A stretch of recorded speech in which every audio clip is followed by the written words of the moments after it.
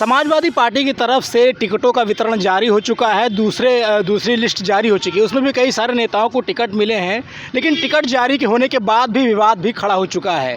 कई सारी विधानसभा सीटें ऐसी हैं जहां पे ऐसे प्रत्याशियों को टिकट दिया जा चुका है जो कि कई सारे अपराध में और कई सारे आपराधिक गतिविधियों में शामिल हैं।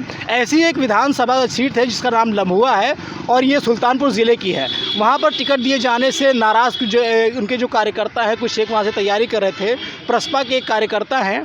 क्या नाम है आपका सर और क्या दिक्कत है आपको, पहले बताएं। प्रवक्ता आर.एस. यादव हूँ, प्रगतिशील समाजवादी पार्टी के। आप लोग सुल्तानपुर से चल करके लखनऊ में आए हैं। समाजवादी पार्टी के बाहर आप लोग आकर के हंगामा कर रहे थे, घेराव कर रहे थे, सड़क जाम, क्या मामला क्या है आप ये बताएं। माननीय अखिलेश यादव जी से हम लोग मिलने के लिए आए थे। उसमें सपा के लोग थे, प्रसपा के लोग भी थे और गठबंधन के कुछ लोग थे जो हमारे साथ गठबंधन है, उन दलों के भी लोग थे। तो हम लोग ये कहने के लिए आए थे, जिसको आपने टिकट दे करके भेजा है उसका क्षेत्र में बहुत तगड़ा विरोध है। माननीय अखिलेश यादव जी आज भी अपने कार्यालय में चेक करें तो कम से कम मुझे लगता है कि कम से कम 5 किलो कॉपियाँ होंगी उसके विरोध की जो दी गई हैं। लगातार जो है 6 महीने से लोग जो है उसकी शिकायत कर रहे हैं कि पूर्व विधायक की टिकट ना दी जाए, क्योंकि क्षेत्र में उसका कोई जनाधार नहीं है। बुरी तरीके से हार होगी, क्योंकि किसी भी पिछड़े समाज के भी मौका मिलना चाहिए, दलितों को भी मौका मिलना चाहिए, क्योंकि 70 सालों से हम लोगों को कोई न्याय नहीं मिला। वहाँ पे गुंडे माफियों का, एक सामंतवादियों का, मनुवादियों का एक बहुत बड़ा वहाँ पे गिरोह चलता है जो काली काली गाड़ियों, बंदूकों, काफिलों के अंदर चलता है। समाज के कुछ लोग हैं जिन्हें डरा कर धमका करके अपने पीछे लगाया जाता है, अपनी गाड़ियाँ चलवाई जाती हैं और अपने बंदूकें ढुलवाने का काम करते हैं। तो समाज के कुछ ऐसे भी लोग हैं जो उन गाड़ियों के काफिले से, बंदूकों से नहीं डरते। अब वो लगातार सामंतवादी मन व्यवस्था के खिलाफ, मनवादी व्यवस्था के खिलाफ खड़े रहते हैं। तो पार्टी में भी बहुत सारे विचार के लोग हैं और हम लोग ये बताने के लिए आए थे माननीय राष्ट्रीय अध्यक्ष अखिलेश यादव जी से कि जो आपने टिकट दिया है, ये टिकट पे जो है ये सीट आप हार जाएंगे, क्योंकि जिसे दिया है पूर्व विधायक संतोष पांडे को टिकट दिया इन्होंने, वो तीसरे नंबर पे थे, लगभग 35,000 वोटों से हारे थे, तीसरे नंबर पे। जो प्रत्याशी का जब इतना विरोध नहीं था, जब उसका उस समय विरोध नहीं था, 35,000 वोटों से हार गया था। अब तो जब उसके 5 साल के अंदर बहुत तगड़ा विरोध हो चुका है, अब तो सीटें और कम हो गई होंगी। जब हर घर का नौजवान कह रहा, हर बेटी कह रही है, हर माँ कह रही है कि भाई पूर्व विधायक को टिकट मिलेगी, तो हम वोट नहीं देंगे, साइकिल की बटन नहीं दबाएंगे।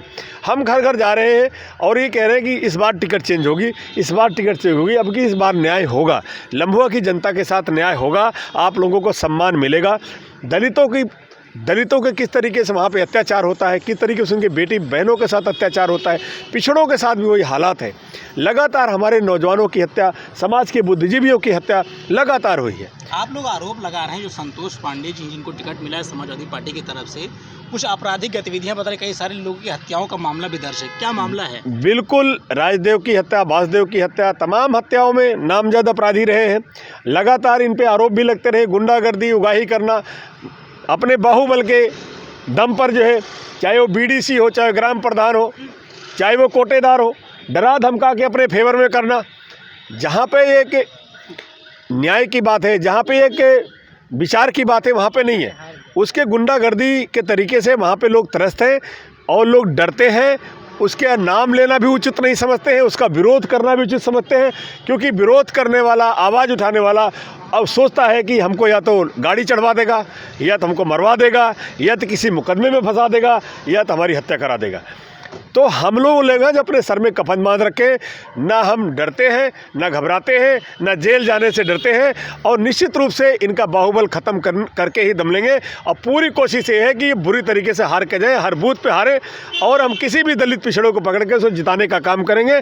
और लगातार हमारे समाज के लोग लगातार फ़ोन कर रहे हैं, चाहे वो किसी भी दल में हैं, चाहे किसी पार्टी से ताल्लुकात रखते हैं, चाहे वो प्रसपा के लोग हैं, चाहे वो भाजपा के लोग हैं, चाहे वो बसपा के लोग हों, चाहे वो ओबीसी के लोग हों, चाहे वो चंद्रशेखर के लोग हों, लगातार जितने भी दल के लोग विधानसभा के अंदर जुड़े हुए हैं, वो लोग ये कह रहे हैं कि आप किसी को भी लड़ाइए, एकजुट होकर के हम लोग किसी अपने को जिताते हैं और यहाँ हमें न्याय नहीं मिलेगा।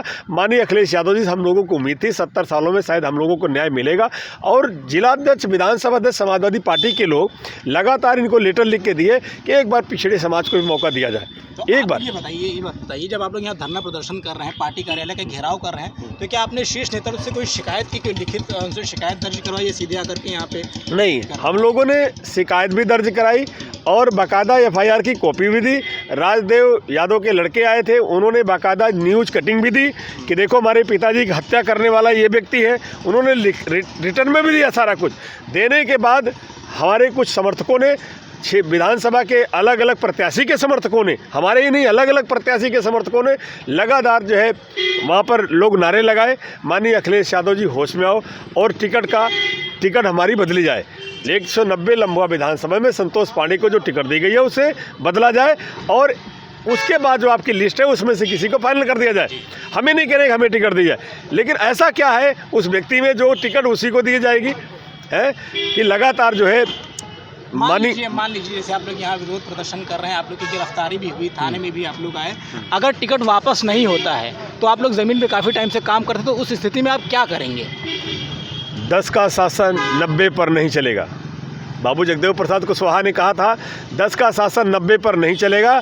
हमें अब समाजवाद के रास्ते नहीं, हमें अखिलेश के रास्ते नहीं, हमें मुलायम के रास्ते नहीं, हमें अब जो है अपनी लड़ाई खुद लड़नी पड़ेगी। अपने अधिकारों के लिए हमें सड़कों पे आना पड़ेगा, जन जन तक घर घर जाकर के लोगों को जगाना पड़ेगा। ये अपराधी प्रवृत्ति के लोग हैं, ये पैसों में बिक गए हैं, ये नेता भी पैसों में बिक गए हैं। जहाँ से जितना गरीब लोगों को टिकट देते तो वहाँ से इनको कुछ मिलता नहीं।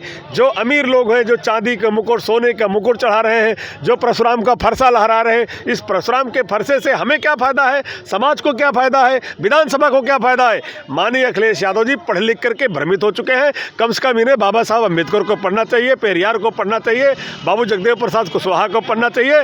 कम से कम माननीय मुलायम सिंह यादव आज जीवित हैं, कम से कम उनसे जो है फूलन देवी के बारे में कुछ पढ़ लेना चाहिए। कम से कम उनको सद्बुद्धि आ जाए। नहीं तो 2022 की भी सरकार अखिलेश की जा रही है और दलित पिछड़ा मजबूर होकर के इनको हराने के लिए मजबूर हो जाएगा और उनको हरा के भेजेगा। तो ये थे जो कुछ नाराज़ कार्यकर्ता हैं जो कि टिकट वितरण को लेकर के नाराज़ हैं, और ये लोग आ करके समाजवादी पार्टी का मुख्यालय घेरा है। मुख्यालय घेरने के बाद पुलिस ने इन लोगों को गिरफ्तार करके थाने में बंद भी कर दिया था, जिसके बाद भी अभी हलचल जारी है। इनका कहना है कि 10 का शासन 90 पर नहीं चलेगा, किसी कीमत पर नहीं चलेगा। इन्होंने अखिलेश यादव कुछ नसीहतें भी दी हैं कि बाबा साहब को पढ़ना चाहिए, पेरियार को पढ़ना चाहिए। तो मुझे लगता है जिस तरीके से 85 और 15 की जो बातें हो रही हैं वो यहाँ पर नहीं हो रही हैं। कैमरामैन सुशील के साथ अतीक।